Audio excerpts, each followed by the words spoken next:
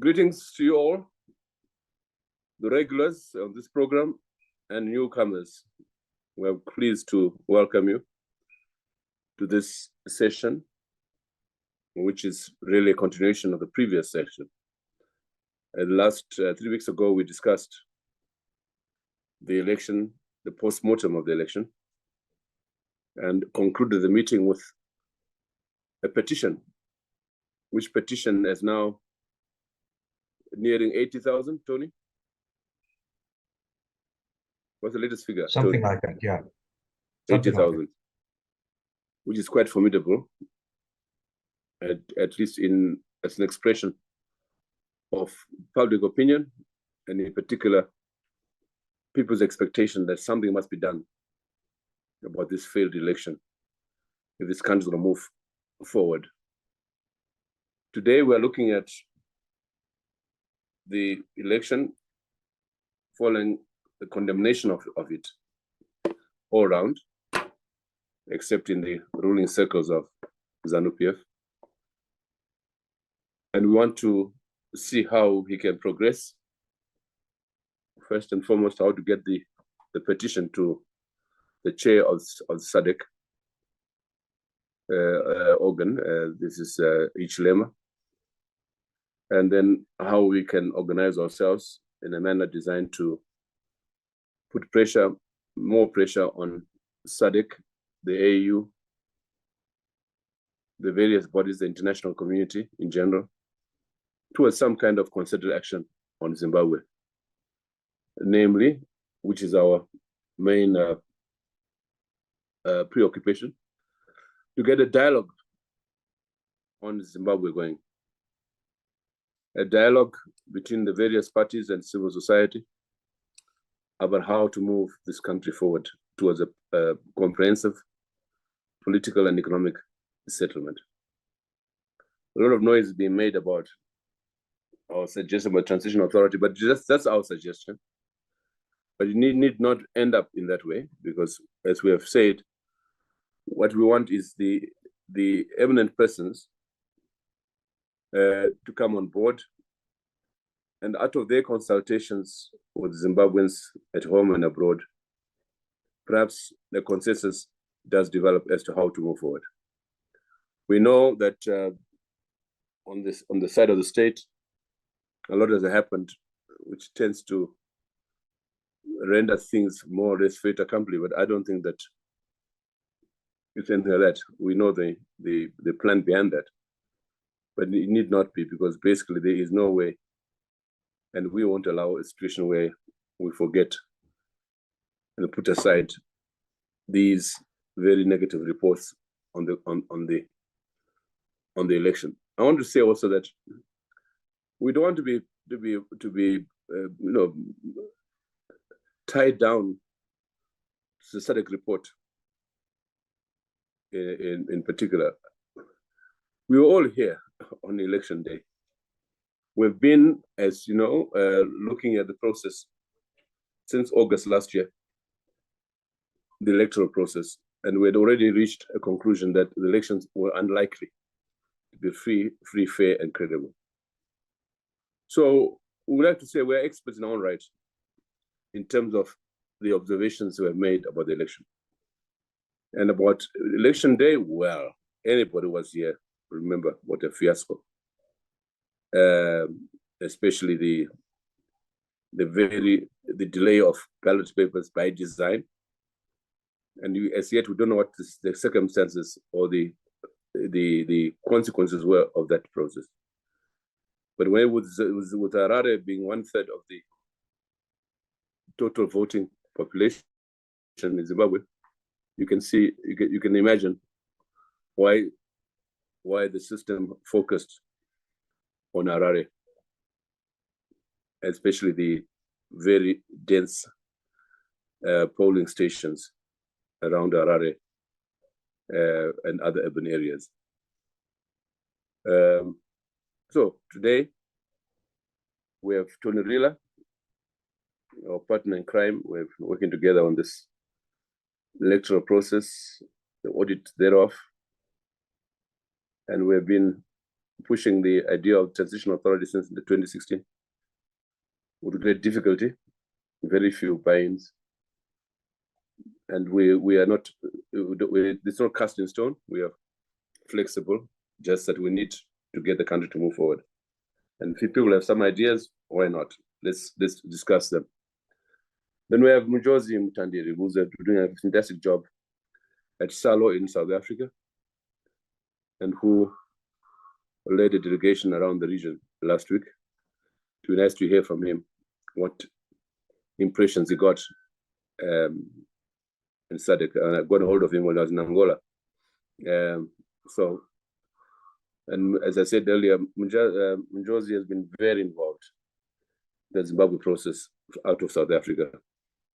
And we are pleased that we have him here as part of our team. We want to see how we can coordinate between ourselves and SALO, where he operates from. Then we have Chennai Tambasere, who's one of our regulars, but we had gone AWOL for a long time. I know that she came home to vote, but we are pleased that she's here, Chennai.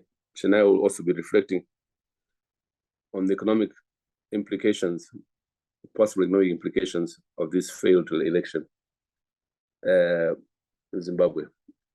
And last but not least, Trevor Ngube, a public intellectual of note, man who's running a very useful and viable platform conversation with Trevor. And through the interview I had with him, we've been able to push the petition further and further. And indeed, we've been able to put into public domain the issues pertinent to the election and the need for a way forward. So in that order, I'll be calling Tony first, and then I'll also be calling Brighton Mutebuga, a lawyer based at Leeds, an intellectual. We have been consulting with him, and he has been writing some interesting stuff on the various options for Zimbabwe going forward. So, Tony, we'll start with you. Thank you, Ibo. Good evening, everybody. It's a pleasure to be able to move this on. We're here tonight as co-convener of the Platform for Concerned Citizens, the PCC, with Ibo.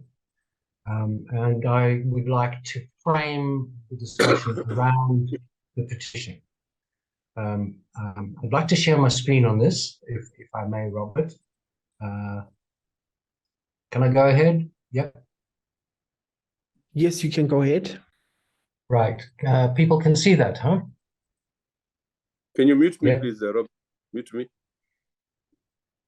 Okay, thank you. I presume everybody can hear me, and they can see that. Okay, so the framework is fairly clear.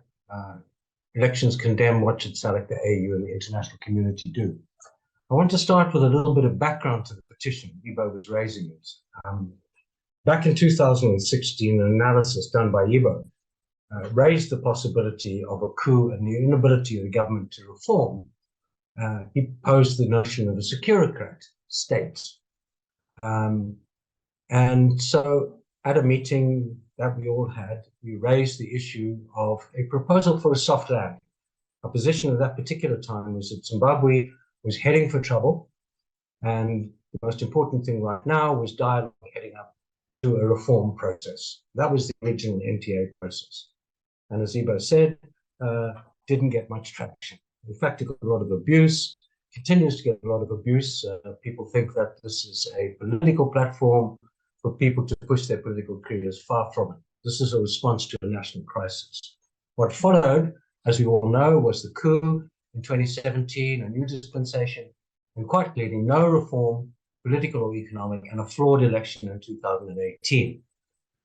What has also come about more latterly ahead of this launching the petition is the recognition that Zimbabwe is a regional problem.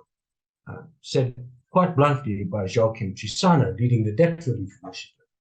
And that's a perspective we hear from around the region, that Zimbabwe's political and economic problems stretch beyond its borders. What we've also seen is the hardening of repression, ATF bill, the muted PVO bill, and increasing political violence. And now what we've had is another failed election. As Ibo said, the whole pre-election process that we were raising over a year and a half clearly demonstrated through all the experts that there was no expectation that Zimbabwe had in any way achieved best practice heading into the election. And then the polling day. And the polling day was a surprise for many, mainly because one of the sine qua non of Zimbabwean elections, and that gets us out of trouble, is polling day is usually scrupulously clean. It's polls open, close on time, voters queue patiently, everybody votes, the votes are counted, and there's a winner, and everybody can go away saying it was acceptable, there were things that can be improved, and it was peaceful. Now, this illegitimacy was recognized by the SADC election observer mission, the EU observer mission, the Carter, to some extent by the Commonwealth and others. And that's raised something of a storm.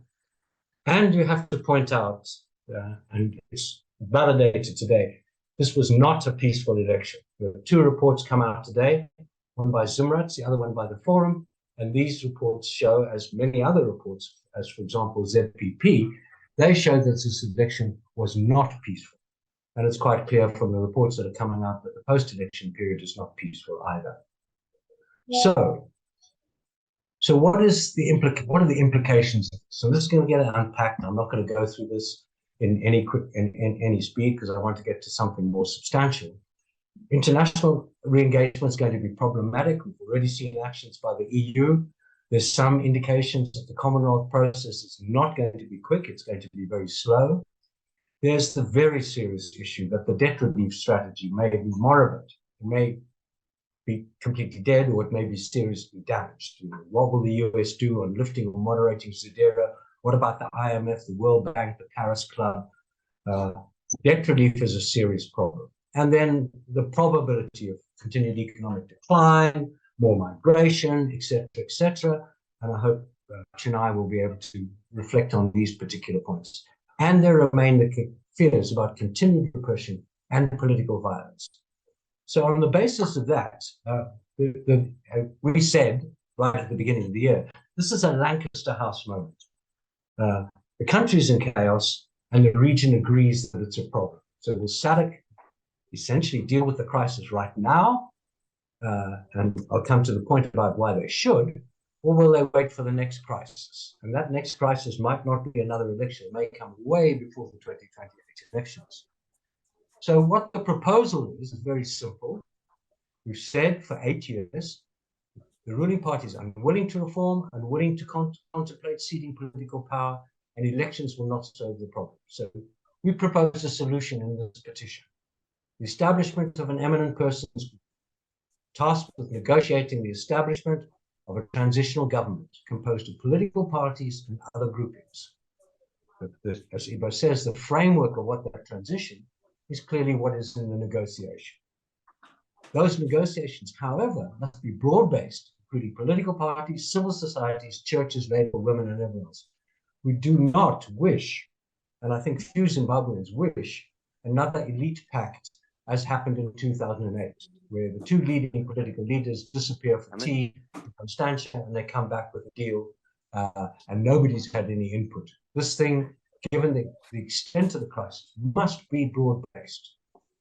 And what is critical is whatever the shape of that transitional arrangement is going to be, or government, it's got to deal with a whole range of really critical reforms. And these reforms we know are important. I mean, a very important one is the resolution of the coup and the amendment that's been made to the Constitution.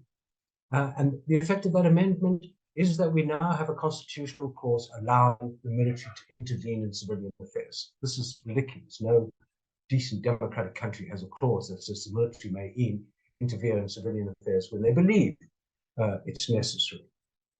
And there must be full adherence to constitutionalism, reform state institutions, and stabilizing the economy.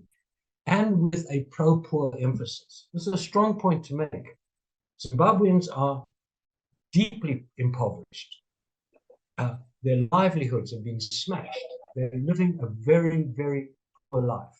the idea of some trickle-down neoliberal dispensation is not going to immediately affect the terrible state that the people find themselves. Broken health systems, education systems, the social safety net, that's got to happen.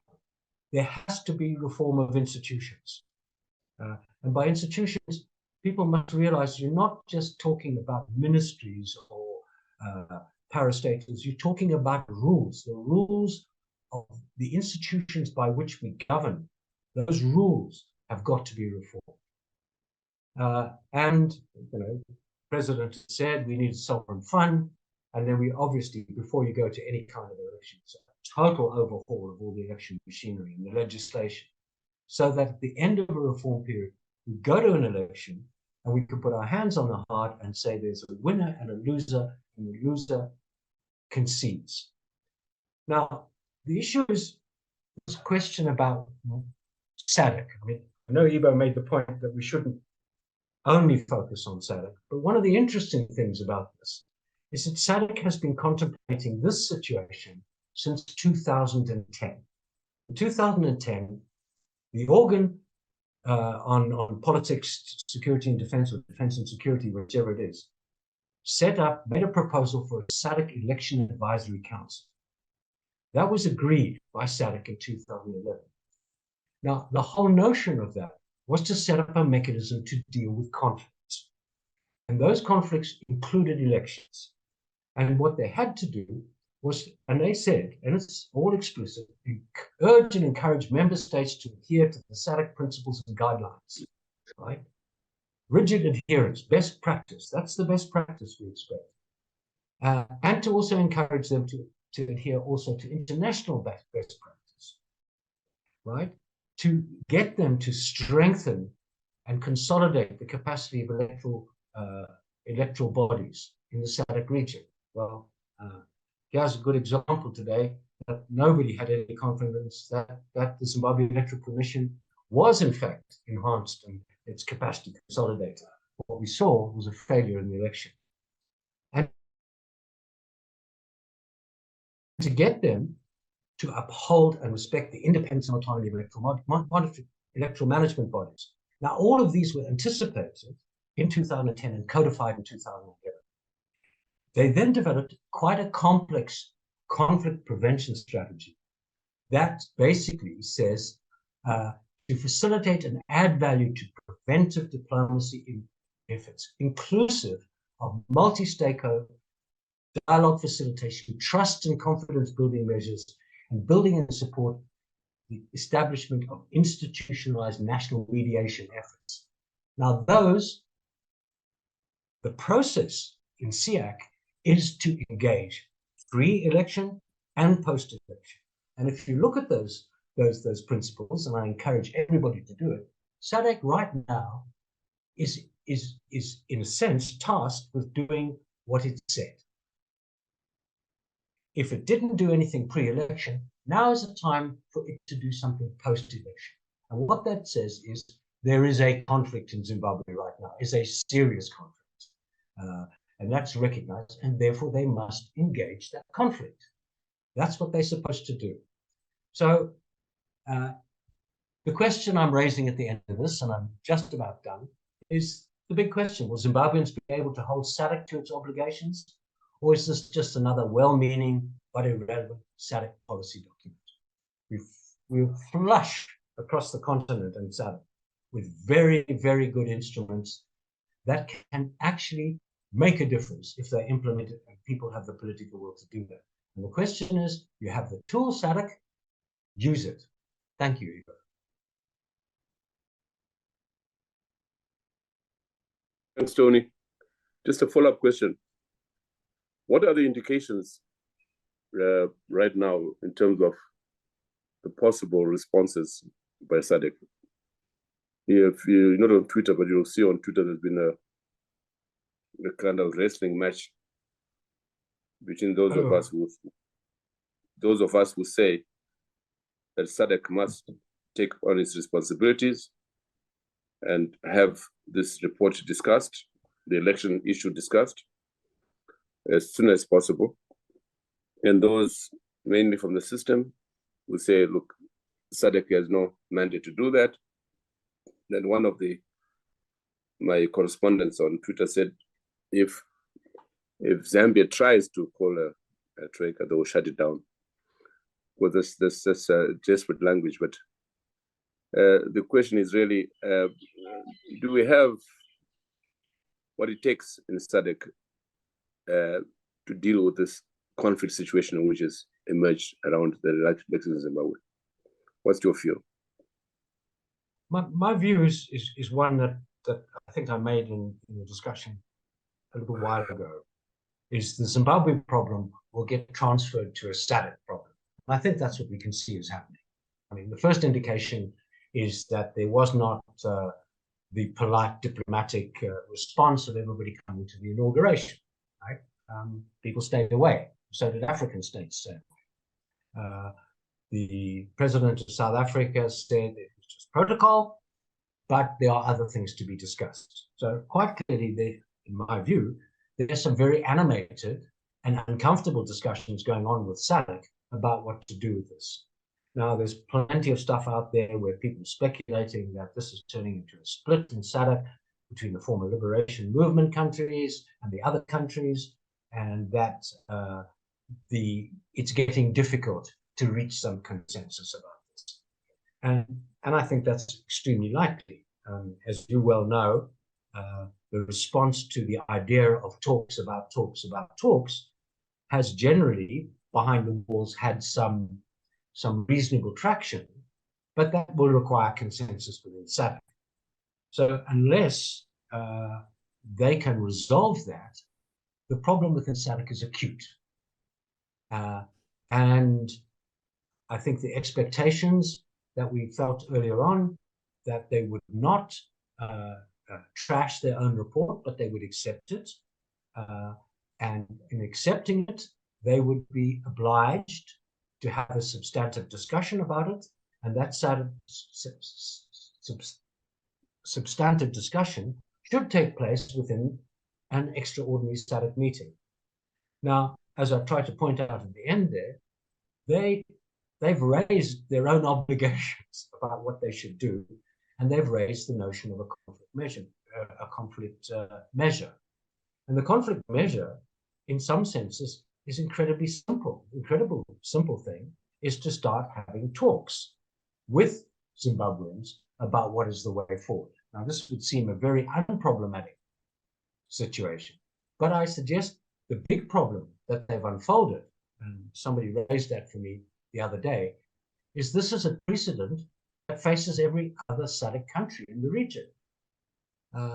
What does each SADC country do with these new high standards that SADC has set itself for observing when they come out with a negative report, dispute within a country? What are they going to do?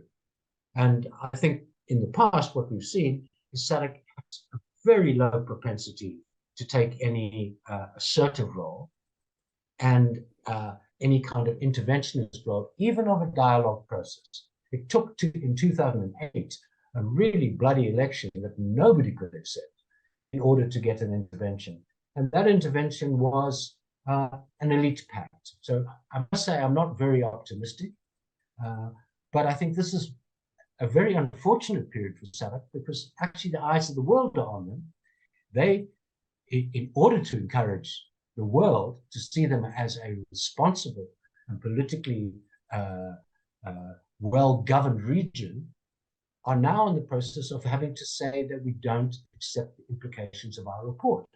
And that's going to be hugely embarrassing for them diplomatically. Thanks, Tony. Let me move to Mjozi. Mjozi, as I said earlier, would like you to give some attention to the possible response of SADC in the coming weeks. And also maybe you can also raise the issue of precedent. I mean, it's not the first time that SADC has had to intervene. We have in 1998, Lesotho. From September 98 to May 99, the South African Defense Forces were in Lesotho to quell a problem related to elections. Then, of course, we have in our own case 2008, and the GNU. So, Njozi, welcome. Thanks, Doc, and thank you for having me on this very important discussion. I think it's the right time to have these discussions and begin to put together some form of way forward.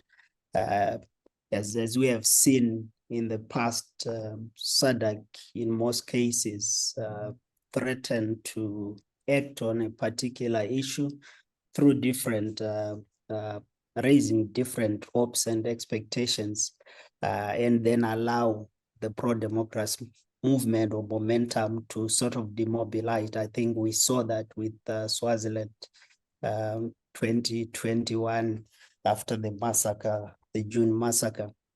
And the point I'm making is that we have to be very cautious, as Tony puts it, when we are dealing with SADC, because essentially one of the things that we need to question in SADC's decision-making is the role of the broader regional citizens, civil society and opposition political parties. And one of the things that keeps coming every time you are engaging civil society and those that are not in government, you get a sense that most of the... Hello? Carry on, Josie. Okay. You get a sense that there is a feeling among many non-state actors that they are ostracized, their voices not listened to. There is very little space for them to really input into how we solve the regional problems. And I think that that in itself creates an environment where there is no confidence in the institution of SADC, and whether what it does or does not do has the buy-in of the citizens. And that's a problem that I think has to be solved. And I was happy that just a few days ago, the executive secretary of SADC was saying that we're trying to strengthen our engagement as SADC with non-state actors. How far they will be able to go is something that we need to keep monitoring, but also to put pressure using other entry points like this particular Zimbabwean issue. And so let me get into the topic. As I say that it's an important ask in terms of what should they be doing, but also important to ask whether it is what they should be doing or what they can be able to do. Because I think it's quite clear that they should be reprimanding the Zimbabwean regime,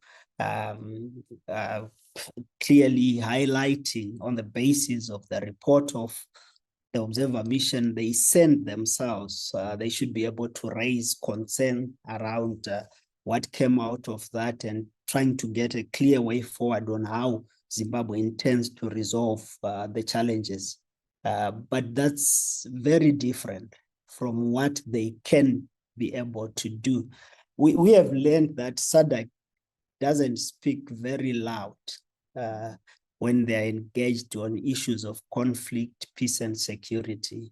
It appears there is some clear agreement that you do not chastise a member state in public.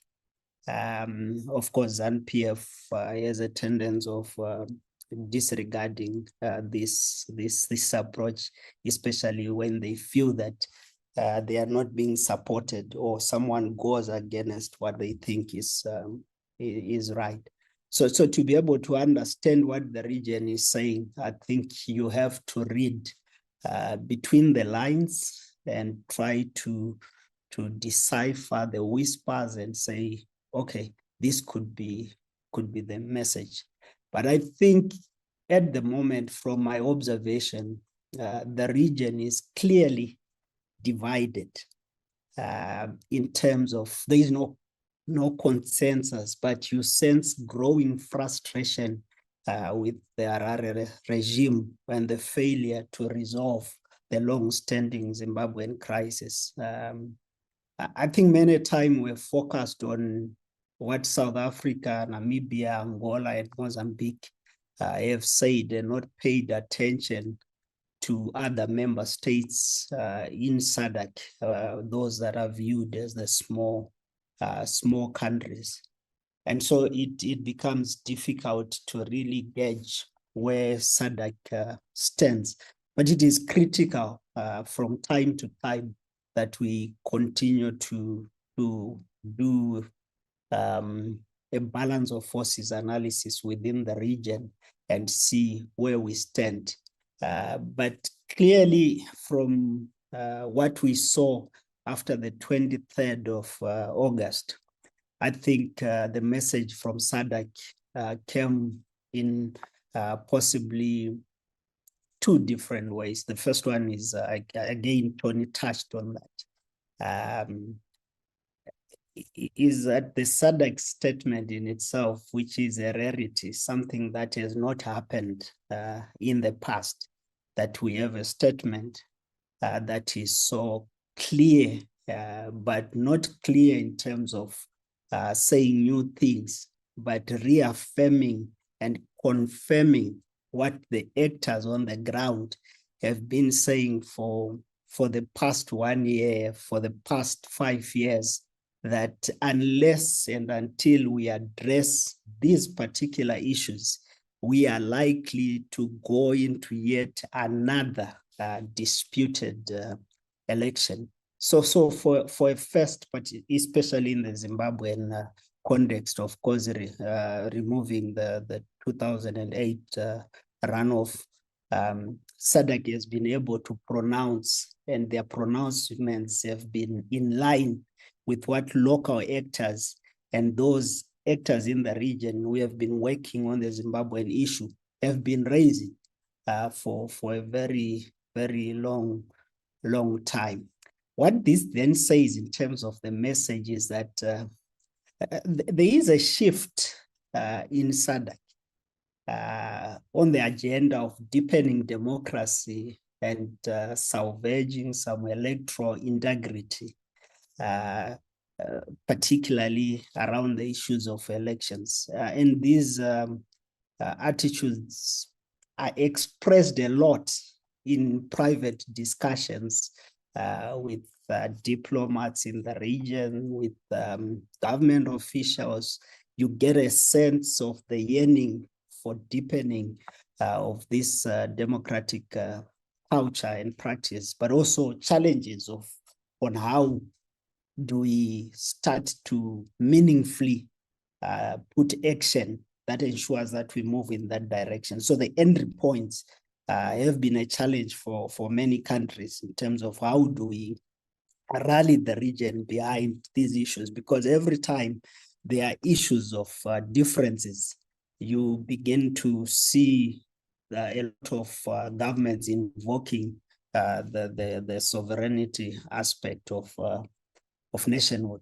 So that's a challenge. So that's the first one, that the message as spoken through the statement, the observer mission statement, is quite clear that there is some differences in terms of where SADC intend to go, that it's not going to be the usual approach to issues. There are others who demand accountability on what member states would have done. Second one is the inauguration attendance. Look, from where I stand, it doesn't matter how much we spin this. For a country like Zimbabwe, and I think that we have people with numbers here who can help us with what has been the attendance at inauguration ceremonies in the past.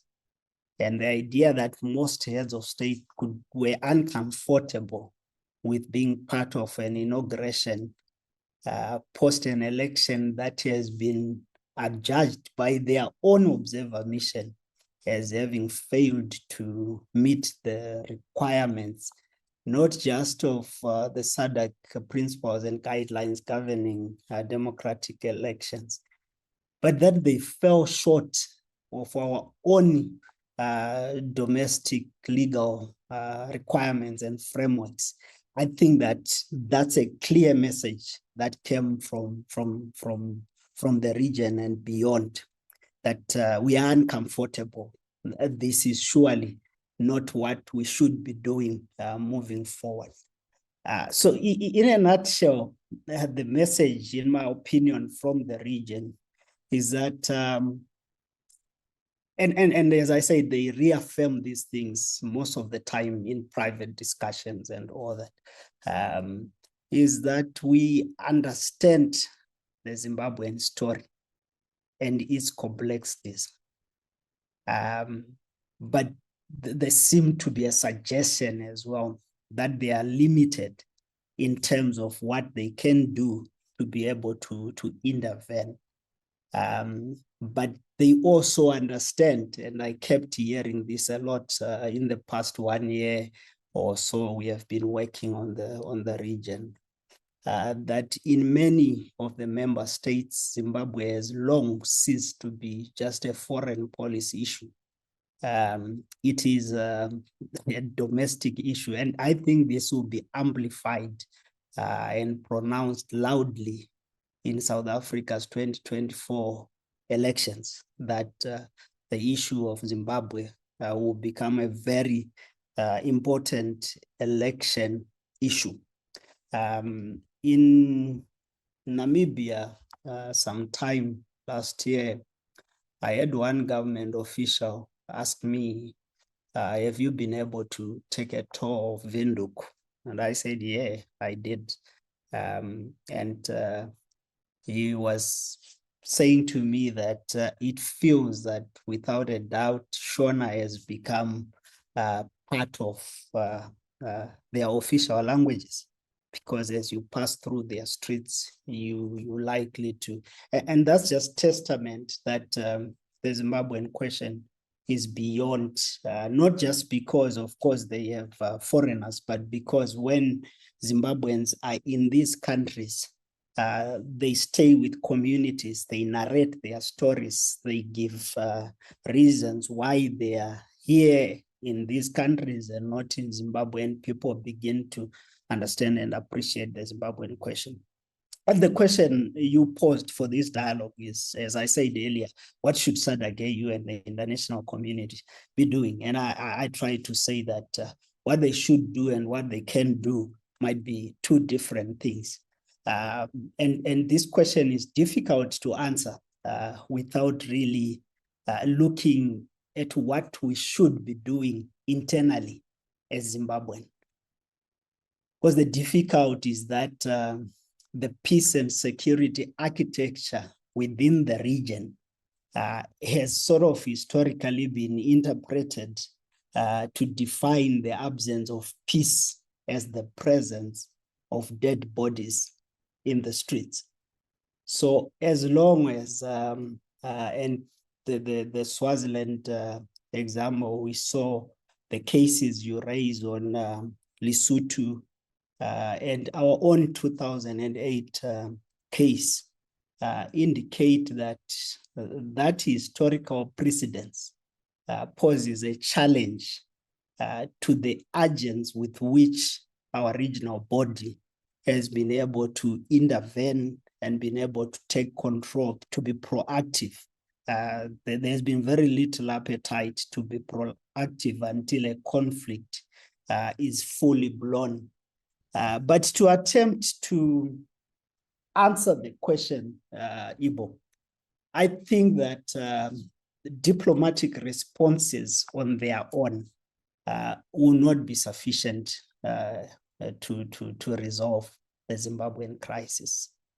And in some cases, in my view, and this is informed by some of the discussions I kept hearing from regional actors, in some cases, some regional and continental responses will only be unlocked when there is a local internal pressure and actions that sort of show that people are unhappy with where the country is and the direction we are taking, which is why the action you have taken as PCC must be commended.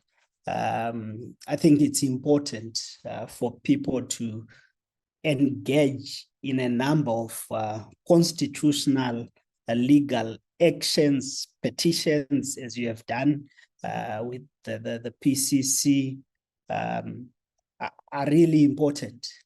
But what we might need to begin to see is the broadening of the base and ensuring that the broader democracy movement begins to take deliberate actions to support and amplify the voices of the ordinary people and some of the actions that you started. And this should include opposition, political parties, civil society, and the student movement and labor. The traditional way of organizing and mobilizing, I think that will be critical. So peaceful demonstrations and all these things will become important to begin to want to draw some interventions from those that are outside. But that does not mean that those that are outside should stop acting because there is no some of the things that I'm raising, because we know that over the past 5 years, Zimbabweans, over the past 20, 30 years, Zimbabweans have always been engaged in this prosecution of their struggle through different means and in different phases have used different approaches. So clearly there is action that is being taken. Now, in terms of the SADC, AU and the international community, in my opinion, we must first and foremost, we need to continuously do a political economy analysis that would help to just establish and review the vested interests that many of the actors have on Zimbabwe. And this must clearly be used to inform our lobby and advocacy. Because part of the issues is, and I think I have had this discussion with you a few weeks ago, is when you hear some people speak, you then are not informed as to why they take the stance they have taken as external players. And most of the time, we really do not understand that there are a lot of vested interests, some of them very personal, even by external actors. So it's important for us to continuously scan and assess, particularly at a regional level. This would include the business interests, the individual connections between people and what their implications are in terms of the decisions that they would take, and that would impact even at a regional level.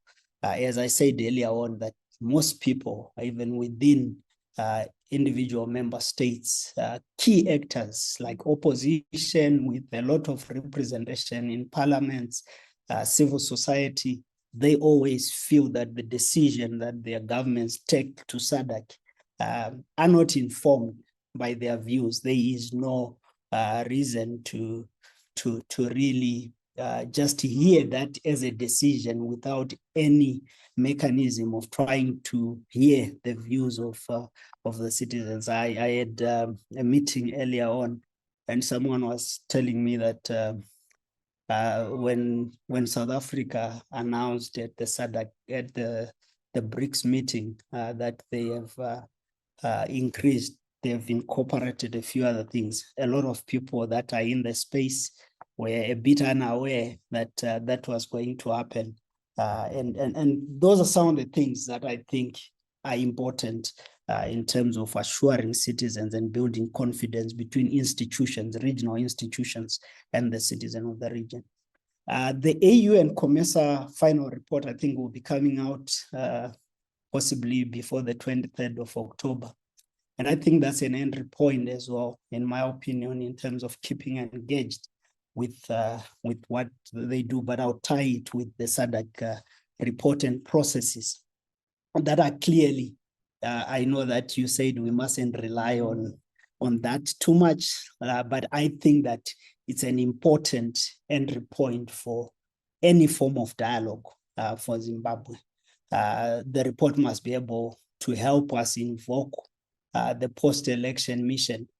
So if you look at, I think we have not done a lot to really push SADC to unroll their election mechanisms from the beginning to the end.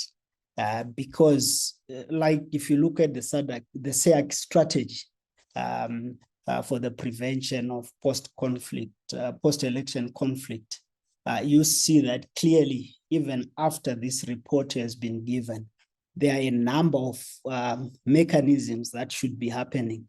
That includes sending of goodwill mission into Zimbabwe to engage with stakeholders to understand what the issues are. And this is a strategy together with the guidelines that were developed to ensure that we prevent conflict. I think Tony touched on that, but also to ensure that the election process is not seen as just an event and it ends there, but it is a cycle, a continuous cycle that must be fed and be corrected at every turn in between the election events itself. So I think there are a number of mechanisms that we should be able to use, including the sending in of the elders to engage stakeholders, see where the challenges are, what needs to happen. And then from that and the report, we should be able to get clear recommendations as requirements. And this should help to put Zimbabwe as an item on the observer or on the SADC agenda, so that we can continuously see whether there is progress towards moving away from some of the challenges that have been continuous in our election processes. So a post-election assessment mission has to be deployed with goodwill ambassadors, and they have to talk to that. But coupled with this, Ibo, and this is, I think, coupled to what you have done as PCC on the petition, is that I think that there has to be a clear dossier of evidence that is developed. I know that different people are doing different things. I saw the reports from ZPP.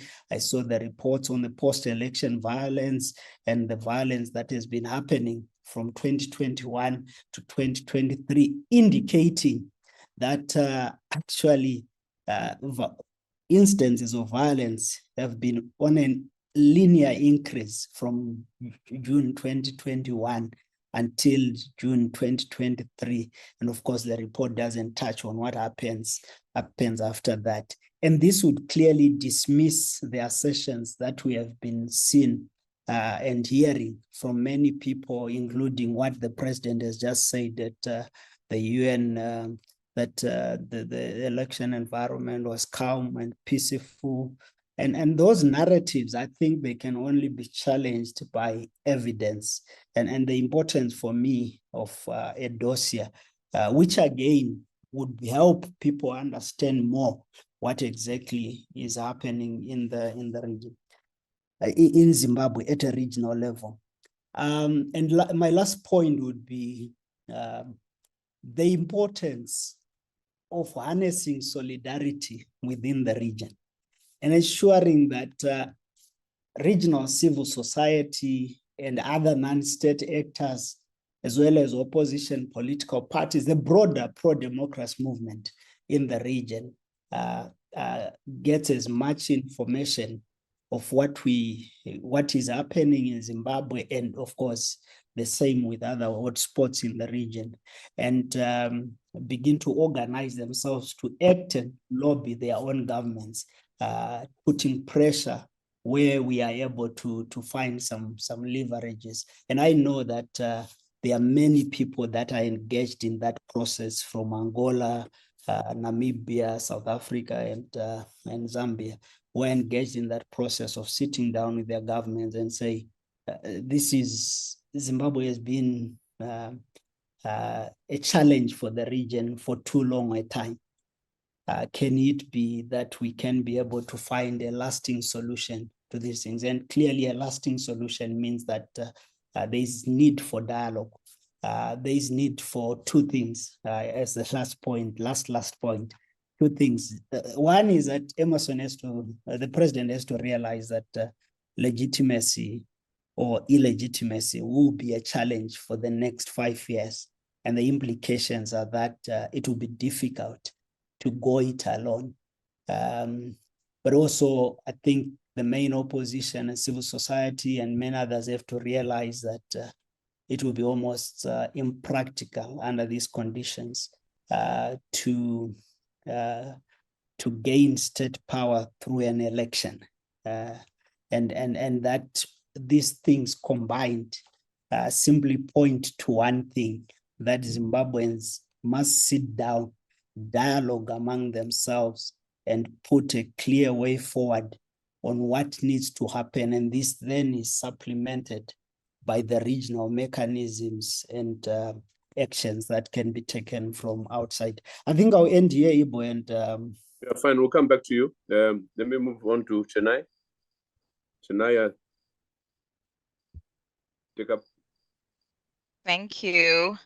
So I think what I am keen to highlight, Ibo, as we are looking at how we progress this, is the need really to engage, even at this stage, with other stakeholders from the regional countries, you know. So even as we are putting together this petition as you've proposed, Ibo, I feel that when we consider the economic implications, we really need others to come on board with us, you know, whether it's civic society from South Africa, from Zambia, from Tanzania, because the ramifications of this problem child, that is Zimbabwe, now, because of the time that we're in, actually go outside of Zimbabwe. The implications, effect, and having an adverse impact when we consider the economic progression of the region.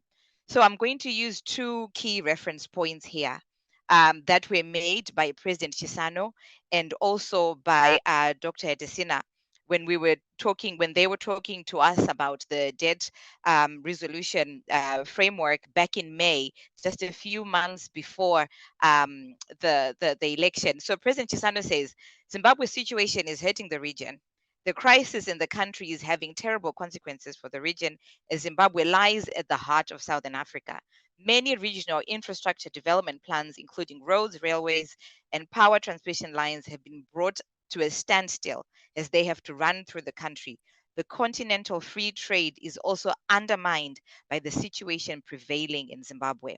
And this is where, you know, it's no longer just a Zimbabwean problem. And we really need to approach, this is where I think we need to promote and to really raise the awareness across the region from this perspective, right? If you look, for instance, at the requirement, the capital requirements for Zimbabwe to improve its infrastructure, for Zimbabwe to participate in infrastructure integration for the purposes of trade, we do not have the capacity. And when we come to the table to say, right, okay, we want to do some kind of regional integration, Zimbabwe will partner with the other countries. Zimbabwe cannot, because of its implications in terms of how much it owes already, in terms of debt, in terms of the Zidera sanctions, and all this and so forth. So being in partnership with Zimbabwe is actually slowing the region down because of the problem child that is Zimbabwe. You look at the need to engage, when we've been talking about the Africa Trade Agreement, we've looked at the possibility of getting FDIs to really capacitate the full benefits realization of the Africa Trade Agreement. And so how do we do that in a situation where we cannot isolate Zimbabwe and still talk about regional trade integration? We cannot isolate Zimbabwe and talk about access to finance insofar as value chain integration is concerned. So because of these things, we need to get to a place where when we talk about Zimbabwe, we have to realize that economically we are talking about the region. And so it is in everyone's best interest that we come together to resolve what has happened in Zimbabwe. We look at the migration crisis that Tony highlighted earlier on, and the pressure that that is putting on South Africa. I mean, it's all fair and fine to say, you know, it's the Ubuntu culture. We've been there for South Africa in the past, therefore, why can't they be there for us now? But when you consider the global economic crisis, the situation that we are in globally, from an economic perspective, where we are looking at hyperinflation, even in America, everyone is trying to make reasonable adjustments so that we're able to kind of, you know, recover from the effects of climate change, survive the effects of climate change even. And so the migration crisis puts on an additional socioeconomic pressure on resources in South Africa in terms of health and social care especially. So it is in South Africa's best interest, not only you know, should Cyril Ramaphosa, President Ramaphosa, be the only one that has a say in this? Absolutely not. And I think we need to make an intentional effort to engage and to have these discussions at a civic society level, to say, look, this is coming, climate change is happening, the socioeconomic pressures that South Africa is already going through will worsen, and this will become worse, of course, with the migration pressure, and which will continue over the next 5 years, because as we know, Zimbabwe has already been put on the hunger alert ahead of any anticipated El Nino climate changes and impacts of droughts and cyclones, etc. So, you know, this is the reality, is that as long as Zimbabwe continues to be a problem child, it will continue to put pressure from a migration perspective, whether it's South Africa, whether we'll go to Tanzania or to Mozambique next, you know. The point is it will become untenable for certainly a certain constituents of people that are already struggling to continue to survive in Zimbabwe. And that, given you know, our radius in terms of borders, we will migrate, and this will put pressure on countries that are already struggling to meet their own objectives in terms of socioeconomic pressures. When we look at the Africa Trade Agreement, as I've said, you know, we can't look at bilateral financing and bring Zimbabwe to the table, because Zimbabwe, as we know, is already in debt to the tune of 17.5 million US dollars. And when we were having these discussions with President Chisano and Dr. Adesina was very clear. He highlighted 3 points that he said must happen for us to start talking about debt resolution in Zimbabwe. And this was ahead of the elections. He said, we as stakeholders need to ensure that there is concrete, measurable progress on ZIDERA, which is critical for re-engagement with the United States and could be used to support advocacy for the lifting of selected sanctions imposed by the US Congress. So this is an important thing that has to be addressed, and not only for the betterment of Zimbabwe, but also for regional progression. We need to look at, ZIDERA is calling out human rights, free and fair elections, the compensation of farmers, and Zimbabwe is nowhere near being able to address those things. And this was clearly highlighted. And I think Mjosi mentioned about the BRICS scenario.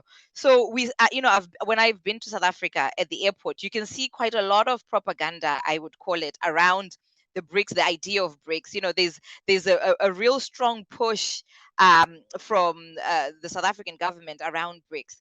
But as long as they are trying to create this new second power that's almost isolated or at par with other Western powers like the United States, etc., we cannot disassociate South Africa from the United States as long as South Africa has a partnership with Zimbabwe, because Zimbabwe is, one, heavily indebted to the United States, and secondly, because of the sanctions placed on Zimbabwe by the United States.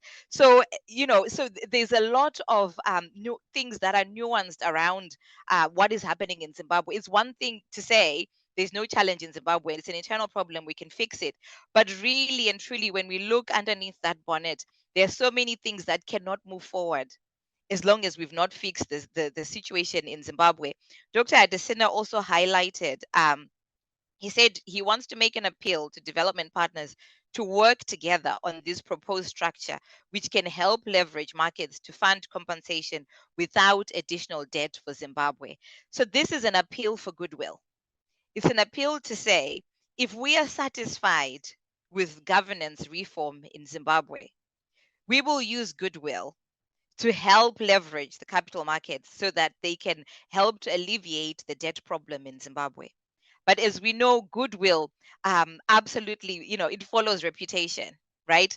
You cannot offer goodwill to somebody who's unrepentant in terms of governance reform, somebody who you cannot trust to keep their word, somebody whom you cannot even trust their judiciary if anything was to go wrong. We still do not have judiciary independence.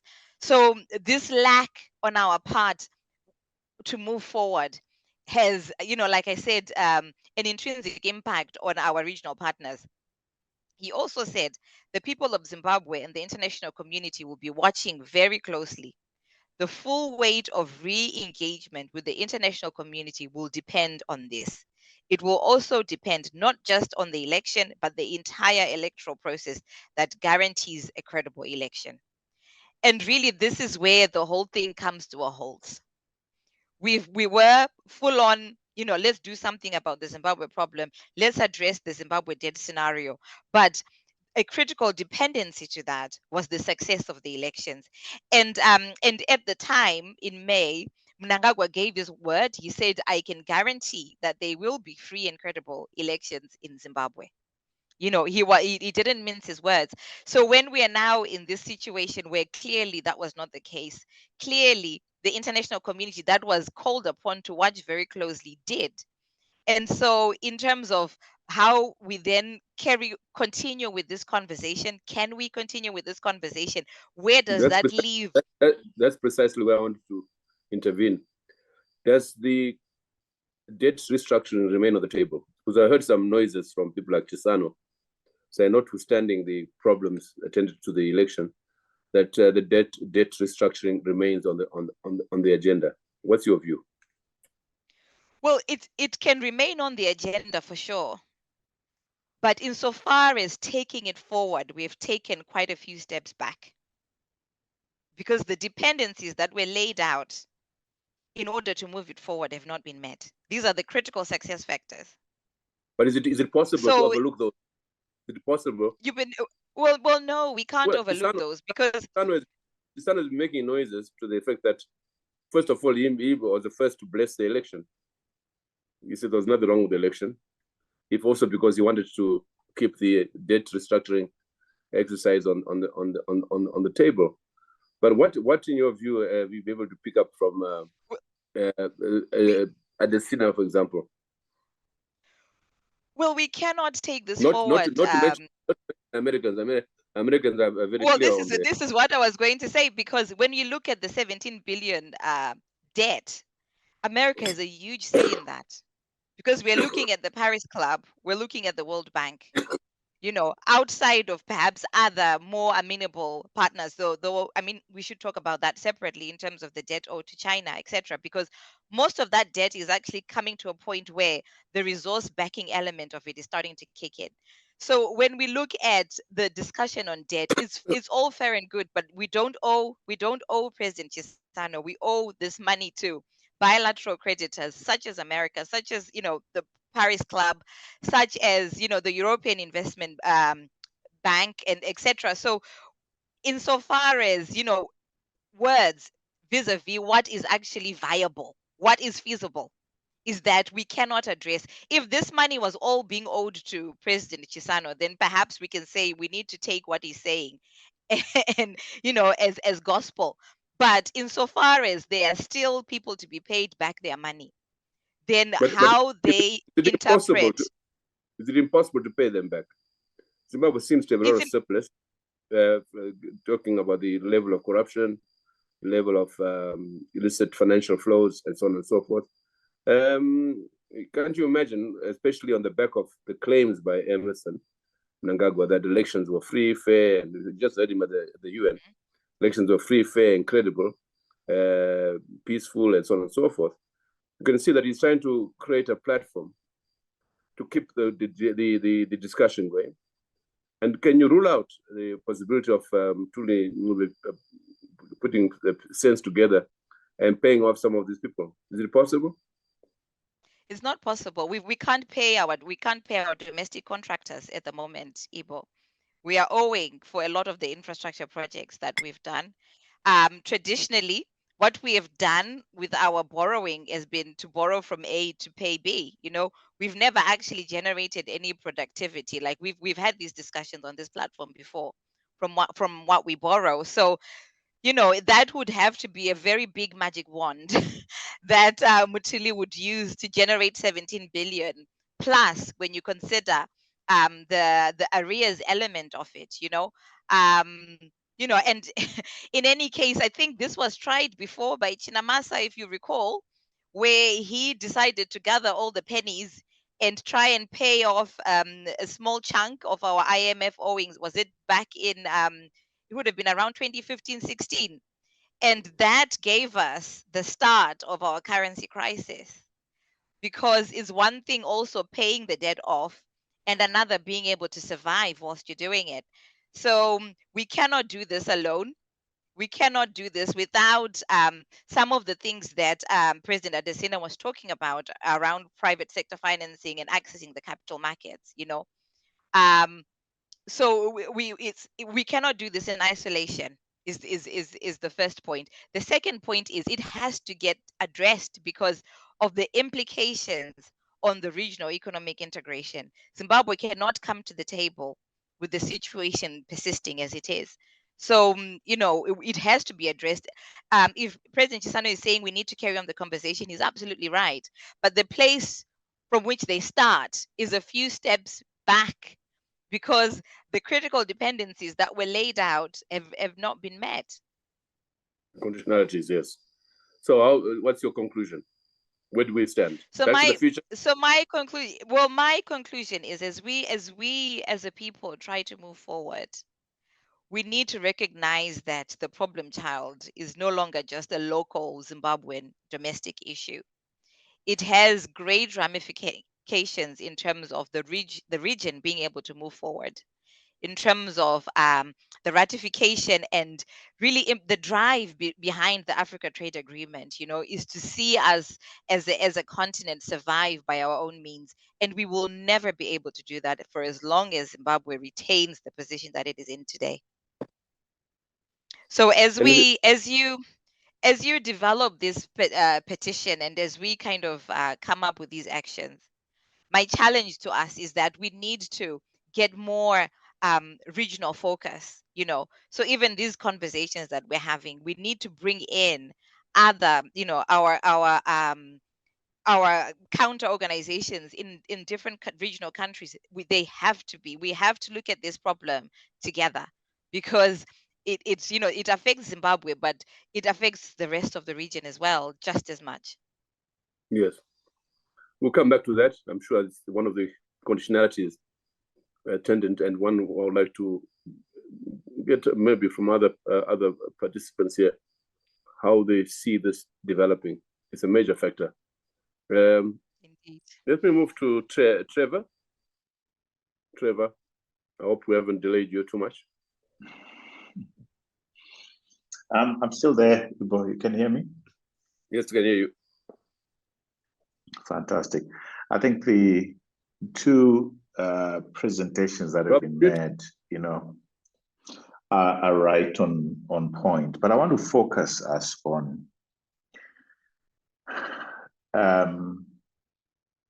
saying that the regional and international community is going to care about our country when we show that we care about our country. When we show that we are invested in bringing about peaceful constitutional change in Zimbabwe.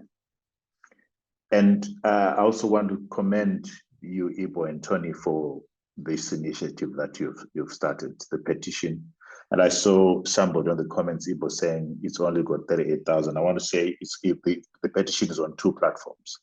And those two platforms, I think, add up to almost 80,000. So there's another platform in which the petition is, and we've been sharing it around quite a lot. So it's important, I think, for us to run a very strong parallel process, a parallel process that realizes that our regional and international partners are important.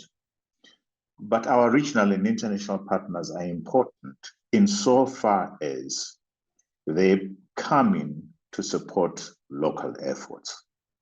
So of primary importance for us as Zimbabweans should be, what do we do internally to ensure that the momentum is not lost?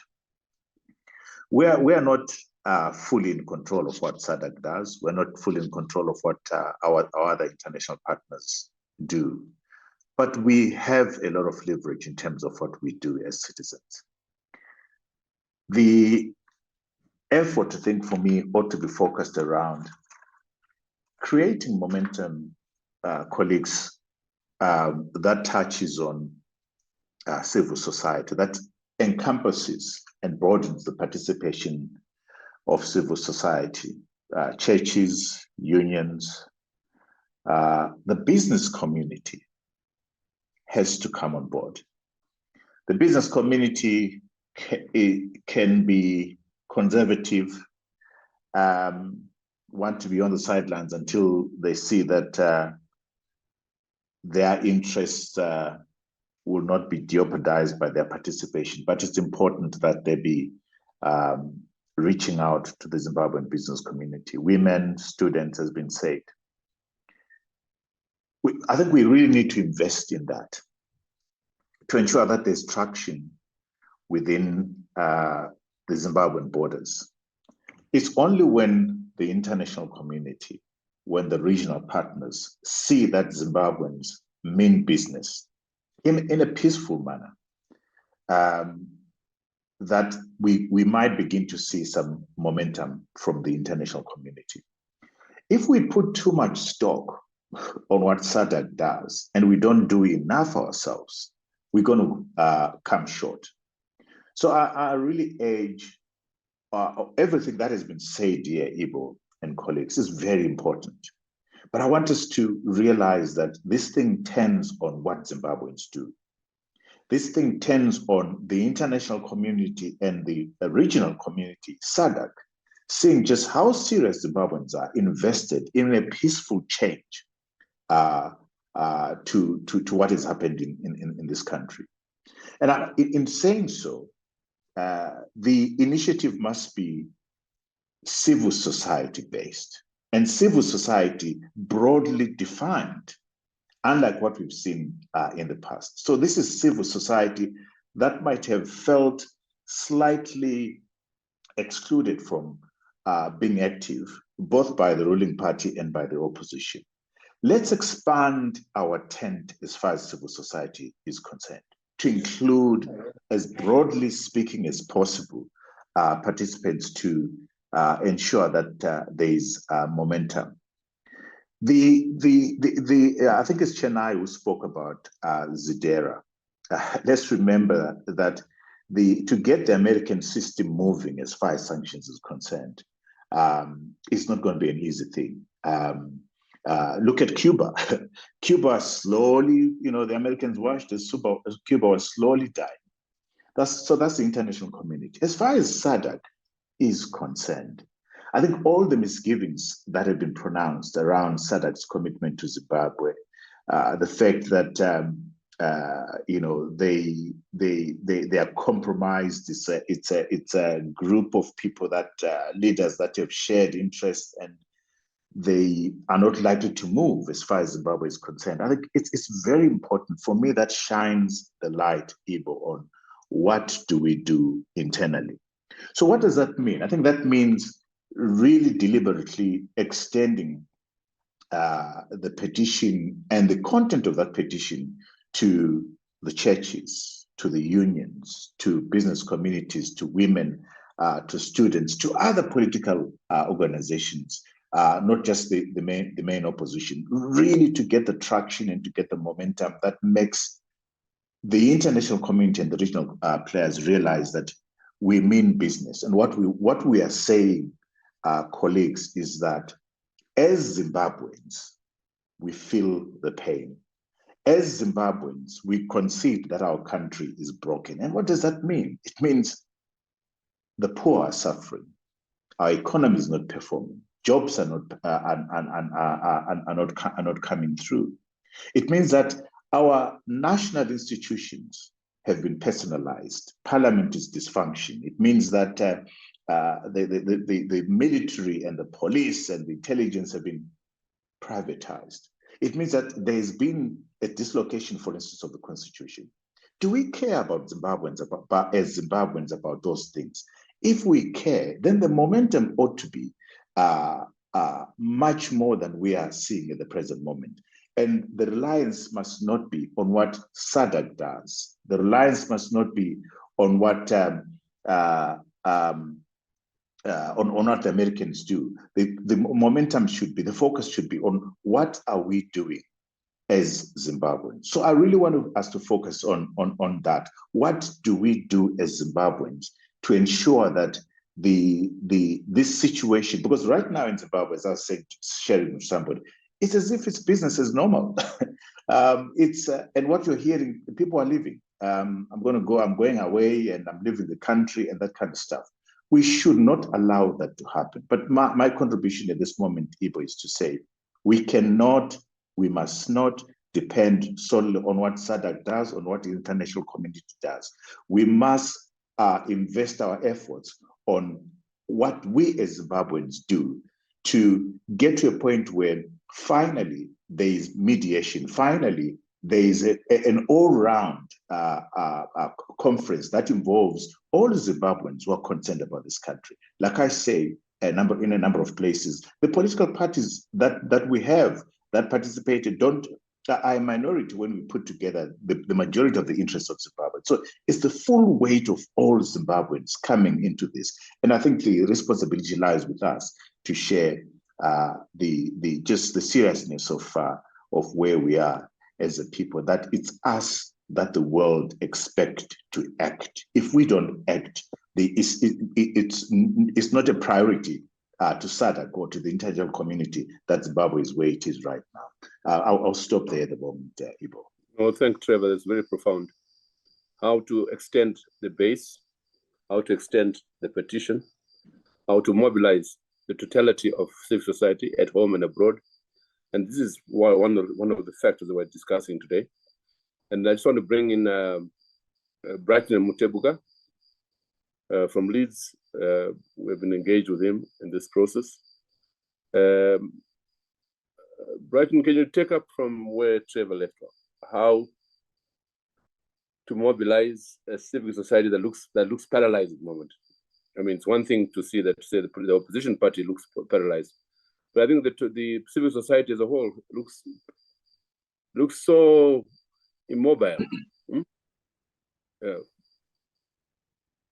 Come in, Brighton. Indeed. Thank you, Doc. From London, where? From Leeds.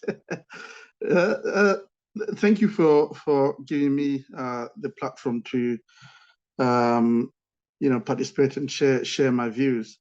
I've listened intently to the diverse range of opinions that we've heard on the platform. I think Majority, Chennai, yourself, Trevor as well. And really, what I would say at this moment in time is that the biggest challenge we've got on the ground in Zimbabwe is that we've had a regime that heavily invested in the infrastructure of terrorizing and instilling fear in the majority of Zimbabweans. And this development has manifested itself in the death of activity in the NGO sector, you see. So that has made mobilization very, very difficult. And I would also say that we've seen that, the regime has used legislation. Orthodox means via legislation. We've got that PVO bill that we have. And, I would also go on to suggest that extrajudicial means have also been employed. Now, that has then meant that even in terms of the opposition itself, if we look at this CCC, I mean, it's clearly a year old, is it? And we know about the infiltration that transpired prior to that. And we also know about the use of proxies that transpired as well. And we've seen in this election cycle the concerted efforts that the regime has gone into to clearly steal an election. Now, the reason why this is very important is that the mechanisms that we have for resolving the crisis in Zimbabwe, for instance, via SADC, or even convening amongst ourselves, they are located on the premise that we share common values and we embrace a singular notion of what it is to have national interest. You see, so if you identify that and you share certain value systems that are common across the board, it makes it easier, number one, to mobilize the opposition movement, including civic society. Number two, even when you reach that critical point, that tipping point where everyone accepts that we can come together and convene a meeting or whatever it is, this is what we are seeking to achieve. It becomes easier. Now, I'm convinced that there is no one or single notion at the moment in ED's government of embracing national interest. What I see is personal interest. I mean, we've seen, we all know about the Al Jazeera docu-series, the Gold Mafia series. We saw what was going on there. Clearly, the whole premise of what constitutes a state is collapsed. Now, we've seen also in this election cycle a clear commitment to win power at all costs. We look at how ZEC behaved. We look at each and every instance. Be it the voters' roll, be it the delimitation commission, be it boundaries on voting day itself. Everybody saw clearly what I would consider to be coordinated attempts at ensuring that there will be voter suppression or disenfranchisement, in opposition strongholds. Now, if that is the picture we are looking at, we've also seen the cabinet that the president or that ED has appointed, and there is, I would argue, no indication of a leader that has got national interest sort of pinging in his head. That doesn't exist at the moment. So now, coming back to mobilization and being realistic, I would say that there are different pillars of where mobilization can take place. We would have to look at areas where there are institutions like churches, as Trevor has highlighted. And even in those churches, I think I would say the Catholic Church has consistently shown fearlessness and a commitment to upholding the national interest. I think there are other church, the Council of Churches, they've also been prominent as well. I would also say that clearly the opposition movement, the CCC, is also, has got a clear interest in ensuring that it becomes part of that broad movement, as it were, because by virtue of its electoral returns, it clearly resonates, across the length of breadth of Zimbabwe, as it were. Now, I would go on to highlight that in terms of the diaspora, we're here. We have tried to mobilize, but the biggest challenge clearly is that quite a lot of our community here in the diaspora are mainly committed to bread and butter issues. They've got employment. They're also burdened with sending returns back home as well. And that makes it challenging, not impossible, but challenging to mobilize them to participate in political questions of the day in Zimbabwe. Now, I would, banking on what has been highlighted earlier, go on to say that in terms of moving the needle and moving this forward, we are at a point now where the longer we move away from the elections from the 23rd of August without any peaceful agitation on the ground, you know, makes it much more difficult to ensure that the crisis, the Zimbabwean crisis, remains prominent within the country and also within the region itself. And really, there is an urgent need to ensure that, be it via the churches, like we've said, the Catholic Church, you know, the Council of Churches, I think that's the other one. And I would say, without any equivocation, that even the opposition CCC as well have to look into building those coalitions. We've already accepted that ED has invested heavily, ED and his regime, they've invested heavily in dismantling and destroying the broader civic movement on the ground. I mean, we saw, was it on the Saturday of the election, if I'm not mistaken, how ZCN, ZESN, yeah, how they were brutally attacked, and I would say unlawfully so by the regime. And they were carrying out lawful and legitimate activity in terms of power of voter tabulation, something that the ZEC chair actually encouraged them to do in the previous election cycle. Now, if those that are acting lawfully and legitimately are attacked in broad daylight, and there is no recourse in terms of the courts to seek justice, it effectively means that we as a nation have reached a crisis point where there is no legitimate basis of challenging the government. There really isn't a legitimate or lawful basis of challenging a government which has outlawed democratic and lawful activity. That is the national crisis we are confronted with as a nation. Now, I would go on and say, maybe bring you later on. We want to affirm resolutions at the end of this. Yes. And would to come up later on with this, but I just see someone who's getting very impatient. I think it's Chofamba Stole. I see his hand is up. Chofamba. Okay, I'll come back to you. Thank you, Dr. Ibo Mandasa and Trevor.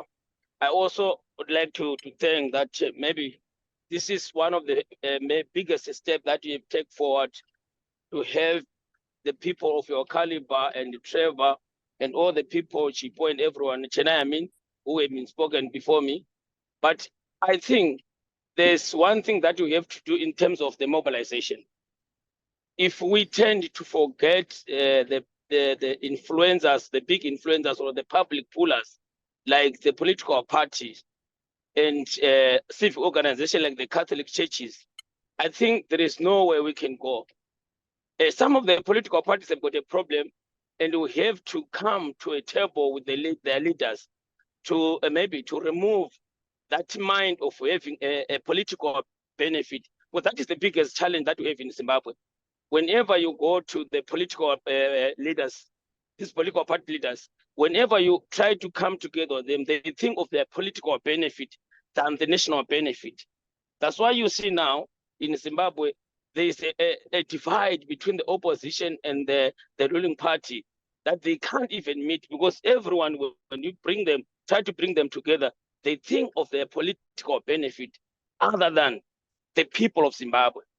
So I think the best way that you have to do is our maybe leaders or as the people who can have these platforms, is to bring those people, the civic organization leaders, like the church leaders, the people like Chamisa, the people like not to try to remove them from that thing of a political benefit, than to have a thing that what we are going to do here is for the benefit of the nation, for the benefit of the Zimbabweans. If we try to convince them in such a way, we can come back to what Trevor was saying. Mr. Trevor was saying that it is us Zimbabweans who have to motivate the regional and the international to see that what they are doing, they are trying to put a certain effort to achieve something. Let's support them. But we can't even have anything to do, whereas we are still divided. We can't even get together to put that the minimum effort that is needed by the regional and the international world, because we are divided.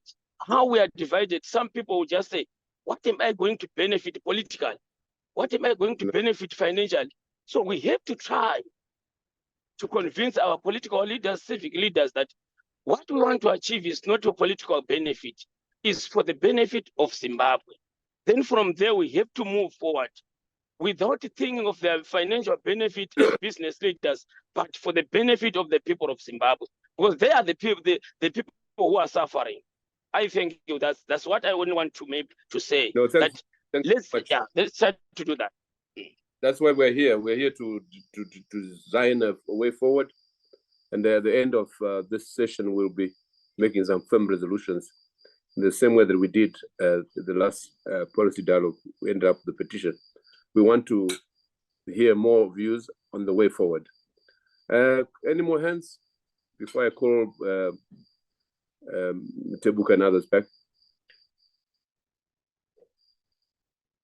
I want to make the point here that we, as PCC, and I think Trevor may have forgotten that he was one of the, he was in the inaugural group of the PCC in 2016.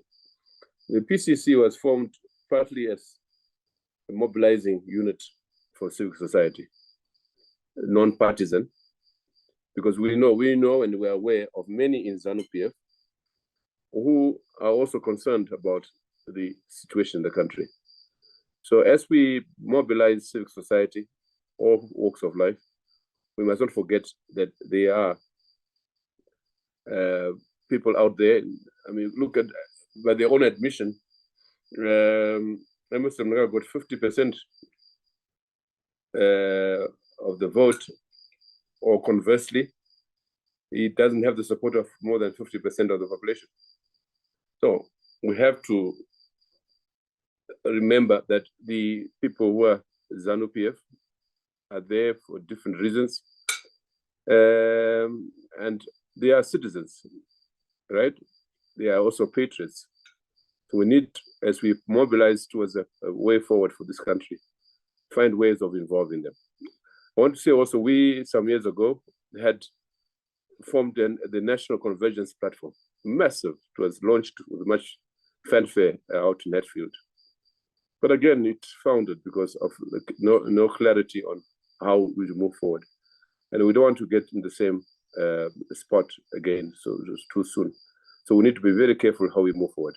I've got a number of names, hands up. There is Martha, then Pro, Rudo, Zika, and then Trevor again, in that order.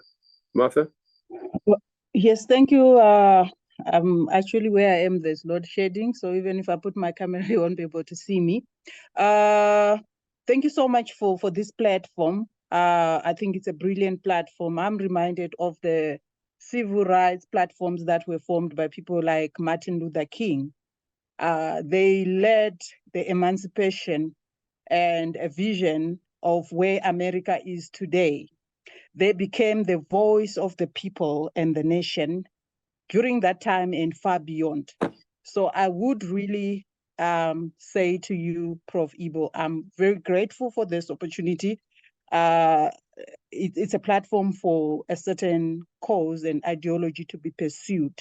So we should never underestimate the power of civil rights action movements. I think this is exactly what we need.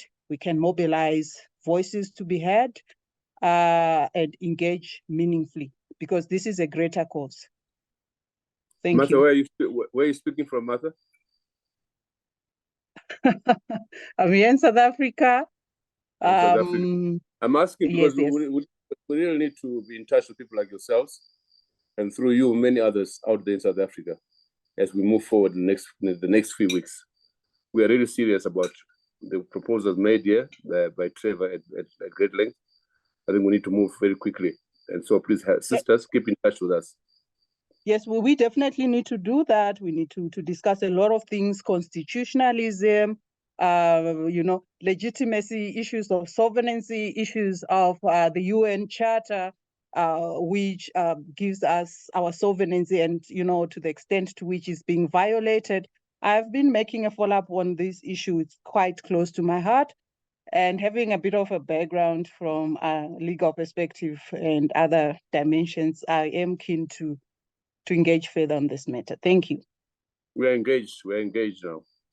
Now, A13 Pro, can you come in, please? And after he or she, we'll have Rudo Yazika. Thank you, Dr. Ibo. Thank you to all the speakers who have spoken before.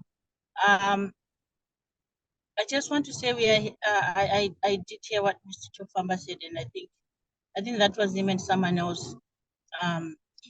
Yes, the thing is we are here because of ZANU-PF, because ZANU-PF does not want to give up power. ZANU-PF is not going to come to the table with you because they don't want to give up power. They want to remain in power. So you can't say political parties are looking out for their benefits when people have died, and we have seen victimization, we have seen people leave the country. Yes, maybe there may be some who want whatever benefits, but mainly a lot of Zimbabwean citizens right now, they just want change. They want ZANU-PF to be gone because ZANU-PF has refused to allow democracy to prevail in Zimbabwe. So that's all I wanted to say. Thank you. Thanks very much. Where are you speaking from? I'm speaking from America, Massachusetts. Oh, welcome. Let's keep in touch, please. Thank you.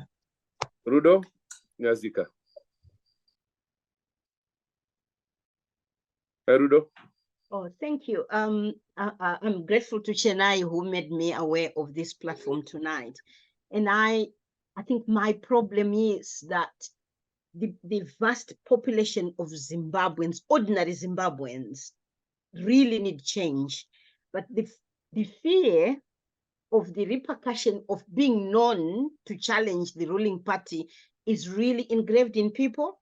And when I think Mr. Matabuka, who spoke before, said, if we could source, because I'm speaking from the church point of view, if we could source the people in church, they are fed up, they want change, but they are scared of what may happen because they know the repercussions of those who spoke out before, so they keep quiet. Not that they like it.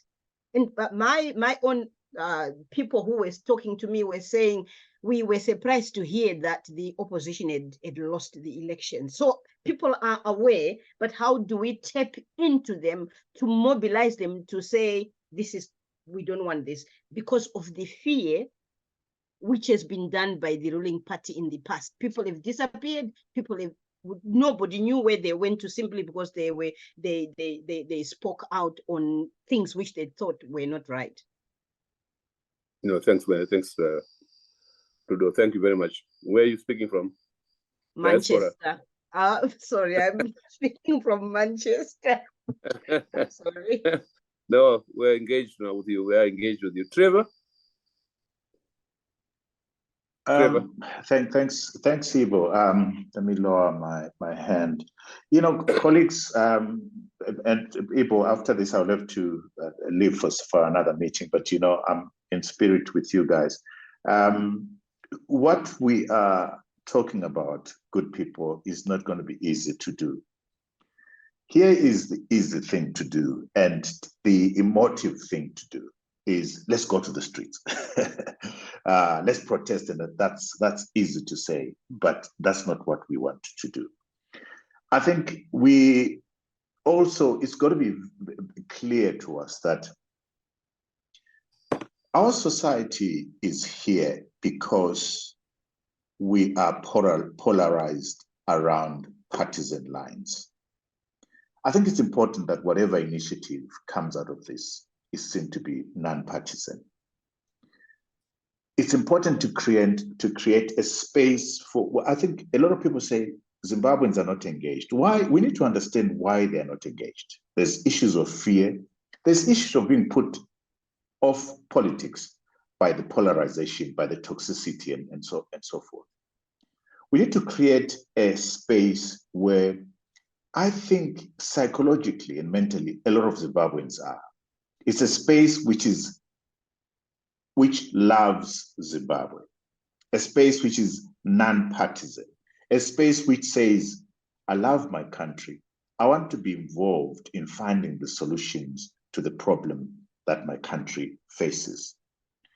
A solution that is sustainable, a solution that might not be easy to find. I mean, I don't have the solutions right now. Some people are asking on the platform, what ideas do you have in terms of mobilization? I don't think I've got the ideas right now, but there's a lot of experts out there. Let's find ways of extending the tent to include the majority of Zimbabweans who've been put off by politics, by our toxic politics, to include business, which has decided to sit on the sidelines, again, because of the toxicity, the fear, and all that kind of stuff. So we have to be creative. Creative because we love this country. Creative because we know that coups don't solve problems. Because we know that protests might win in the short term, but in the long term, if they're violent, you lose something. So my appeal is for a peaceful, long-term, sustainable, inclusive way of mobilizing Zimbabweans. I think that's our challenge, Ibo. If that's going to be my parting shot. There is my sense, Ibo and colleagues. Yes, I'm part of the platform for concerned citizens. There's a majority of Zimbabweans who are silent, who are staying away from politics, who are not registering, particularly the young people who are not registered, who are deciding to stay away because it's toxic, it's noisy, it's not achieved anything for me. That's what they say. Our responsibility is to make the love of our country a definition of what patriotism is all about, and extend that tent so that that tent includes those people.